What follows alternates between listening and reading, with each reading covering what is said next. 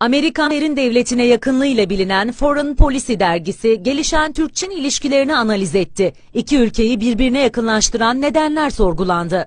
Erdoğan, Türkiye'yi Çin'e bağımlı bir ülkeye dönüştürüyor. Çin'in Kuşak Yol inisiyatifi, Türkiye taze nakit kaynağı, Çin'e ise Akdeniz'de stratejik dayanak noktası sağlıyor. Ayça Alemdaroğlu ve Sultantepe imzasını taşıyan yazıda, Batı'da az dostu kalan Ankara, yardım için Çin'e güveniyor ifadesine yer verildi. Erdoğan'ın 2009 yılında Uygurlara yapılanları soykırıma benzettiği bir konuşmasına atıf yapılan yazıda, Türkiye'nin Uygurlara yönelik bu politikasının keskin bir şekilde değiştiği vurgulanıyor. Türkiye'nin 2016 yılında Uygur Abdülkadir Apcan'ı tutukladığı ve iade sürecinin başlatıldığı belirtiliyor.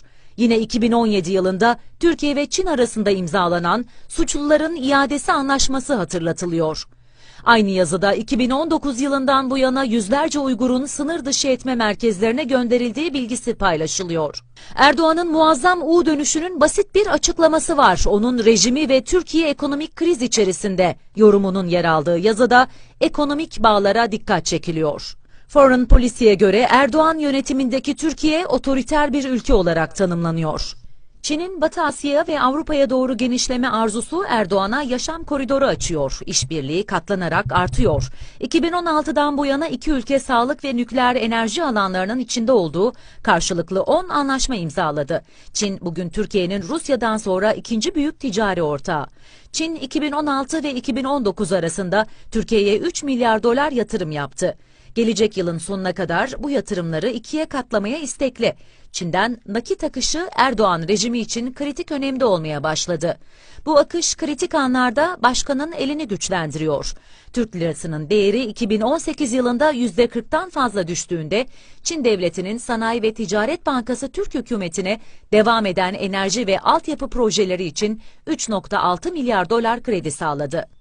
Foreign Policy analizinde 2019 yılı Haziran ayı belediye seçimleri sırasında da swap anlaşmasının yenilenmesi yoluyla 1 milyar dolarlık nakit akışı sağlandığı belirtiliyor. Yazıda Türkiye ve Çin arasındaki ekonomik ilişkilerin geniş bağlamına ilişkin ayrıntılı bilgiler veriliyor. Bu bağlamda Çin'in ulaşım ağıyla bağlantılı olan Bakü-Tiflis-Kars demiryolu, Çin'in Yavuz Sultan Selim Köprüsü'nün %51, İstanbul'daki Kumport Limanı'nın ise %65 hissesini alması hatırlatılıyor. Çin'le yapılan işbirliğinin Erdoğan'ın iç siyasette elini güçlendirdiği iddiası da makalede işleniyor. Başlıca işbirliği alanları ise şu şekilde sıralanıyor. Altyapı yatırımlarında kullanılmak üzere Çin İhracat ve Kredi Garanti Şirketi'nin Türkiye Varlık Fonu'na bu yıl 6,5 milyar dolar kredi taahhüt etmesi. Türkiye'nin enerji ihtiyacının %3'ünü karşılayacak Adana Hanultu'daki termik santral için 1,7 milyar dolar kredi sağlaması. İki ülke arasında ekonominin yanı sıra askeri, güvenlik, istihbarat ve siber güvenlik alanlarında derinleşen işbirliği.